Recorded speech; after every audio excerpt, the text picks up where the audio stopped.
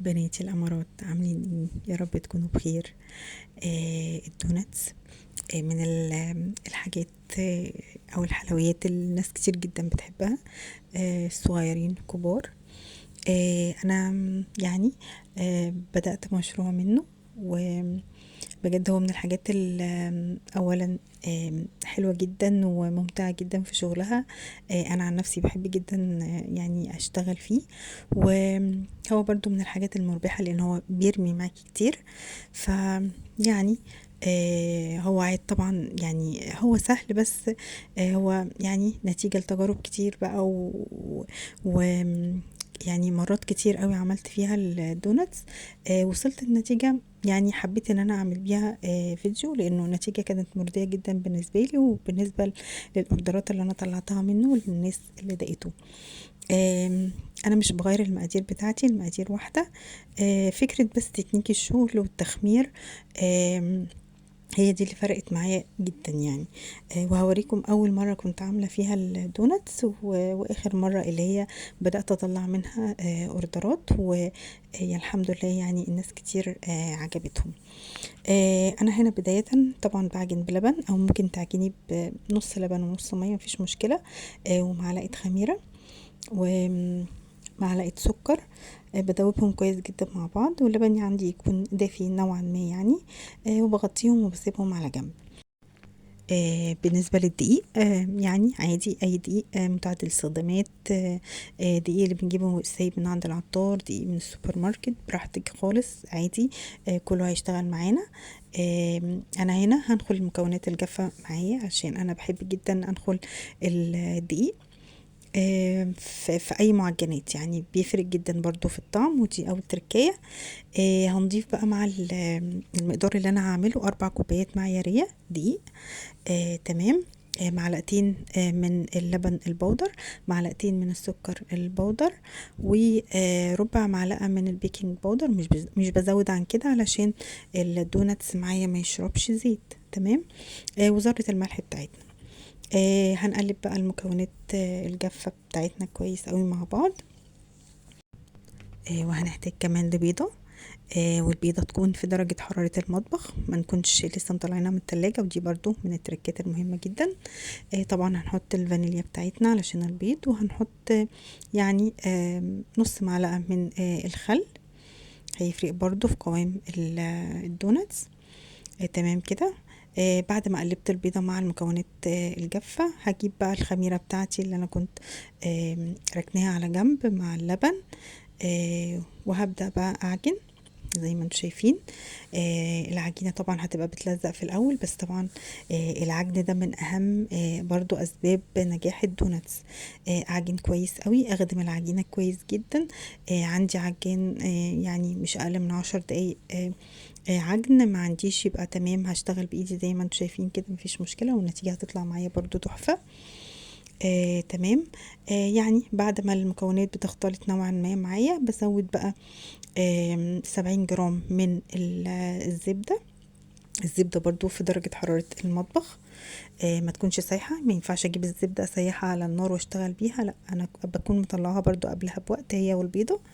بفضل طبعا اعجن كويس جدا زي ما انتم شايفين كده، لحد ما اخد بقى عجينة ناعمة. لو بتشتغلي في العجان يبقى مش اقل من 10 دقايق، لو بتعجني بايدك ف تمام زي ما انت شايفه، لحد ما توصلي للقوام اللي انت شايفاه ده. وهجيب شويه من الزيت، احطهم في البوله بتاعتي. وهغطي برضو العجينه بتاعتي بشويه من الزيت علشان ما تنشفش معايا، وهغطيها واسيبها طبعا. في الشتاء هتاخد معايا ساعه، في الصيف يعني نص ساعه تقريبا، علشان بيكون الجو دافي. شايفين القوام؟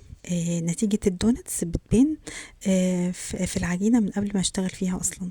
يعني انا دلوقتي عارفة ان الدونتس بتاعي هيطلع تحفة، علشان انا شايفة ان العجينة بتاعتي الملمس بتاعها ناعم وطرية، مش بتلزق في الايد، بس يعني القوام بتاعها طري مش ناشف، لانه العجينة بتاعتي لو ناشفة اعرفي الدونتس بتاعك هيطلع مش حلو. فحاولي ان انتي تظبطي العجينة بتاعتك علشان تاخدي اجمل نتيجة. انا بقى المرة دي كنت عاملاها بطريقة التكوير. قبل كده كنت بفرد العجينة وبقطعها بالقطاعة، وبعدين ارجع الم العجينة تاني وافردها تاني. حسيت انه النتيجة بتاعة التكوير احسن بكتير جدا واسهل بكتير. يعني مش هتفردي بقى العجينة وبعدين ترجعي تلمي البواقي بعد التقطيع وتفرديها تاني. لا، انتي هتقطعي العجين زي ما انت شايفة كأنك بتعملي قرص بالظبط، وتوصلي للملمس ده او للنتيجة دي. بتقطعيهم طبعا يعني لو عندك ميزان فهتوزني طبعا كل قطعة بحيث ان هم يكونوا قد بعض متساويين. لو ما عندكيش يبقى بالتقريب كده هتقطعي قطعة قطعة كأنك بتعملي قرص وتكوريها بالشكل ده. وهاسيبهم 10 دقايق قبل ما اقطعهم من النص او قبل ما افرغهم من النص عشان يديني الشكل المتعارف عليه للدوناتس. باي قطعة عندك ممكن تقطعيها من النص كده. وممكن تسيبيها كده في برضو في محلات كتير برضو بتبيعها كده ان هو مش بتتقطع من النص، يعني الشكل اللي هو المتعارف عليه. لا، ممكن اسيبها واحشيها من جوه بتبقى برضو تحفة جدا. لكن الاوردر بتاعي كان مطلوب مني الشكل اللي هو بتاع الدوناتس، فعشان كده قطعتها من النص. وطبعا هسيبها تخمر نص ساعة وانا مغطياها تمام. وده شكلها بعد ما اختمرت خلاص. الزيت بتاعي من اهم برضو اسباب نجاح الدوناتس ان الزيت بتاعي يكون زيت غزير. اكون يعني احاول اقلي في حاجة ما تكونش واسعة قوي علشان مستوى الزيت يكون عالي. زي ما انتم شايفين مش بحط كمية دوناتس كتير، بحط يعني 3 او 2. اول ما بنزل بيها في الزيت باخد بالمعلقة كده واحط على وش الدوناتس عشان يحتفظ بشكله زي ما انتم شايفين كده. وبعدين بقلب بقى الدوناتس بتاعي لما احس ان هو اخد اللون اللي انا عايزاه. هقلبه على الناحية التانية، بس هقلبه بالعصاية بتاعت الشيش طاووق زي ما انتم شايفين بقلب بيها علشان برضو الدوناتس يفضل محتفظ بشكله. تمام. الموضوع ما فيش اسهل ولا ابسط من كده. وهكمل كل الكمية بتاعتي بالشكل ده، نفس التكنيك اللي قلت لكم عليه. بيبقى في ايدي معلقة اول ما بنزل بالدوناتس، باخد شوية من الزيت احطهم على وش الدوناتس علشان يفضل محتفظ بشكله. وبقلبه طبعا زي ما قلنا بالعصاية بتاعت الشيش طاووق.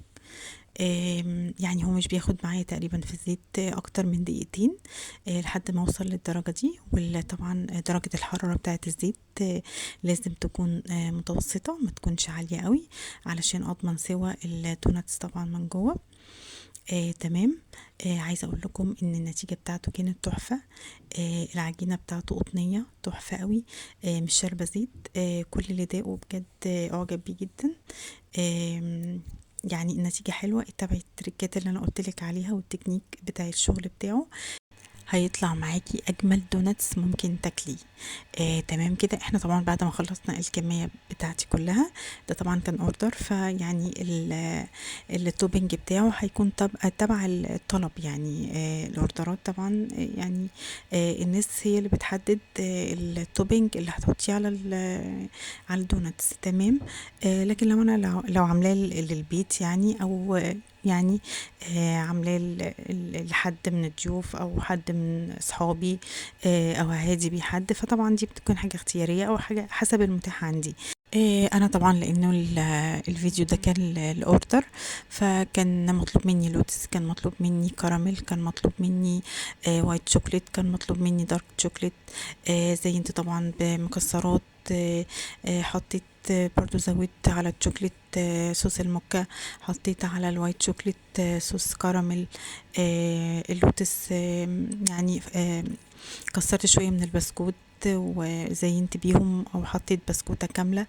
التزيين زي ما انتم شايفين كده يعني حسب طبعا ما يعني انت بتقعدي بقى تفنني، بتطلع في الاخر معاكي لوحة فنية زي ما انت شايفة كده.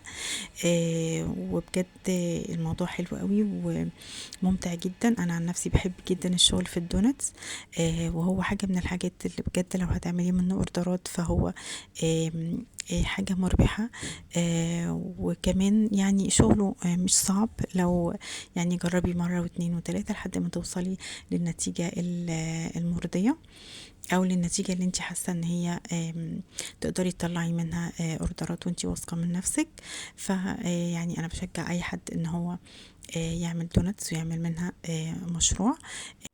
واتمنى يا رب تكونوا استفدتوا من الفيديو، ولو استفدتوا من الفيديو حطوا لايك واشتركوا في القناة. اشوفكم فيديو جديد ان شاء الله.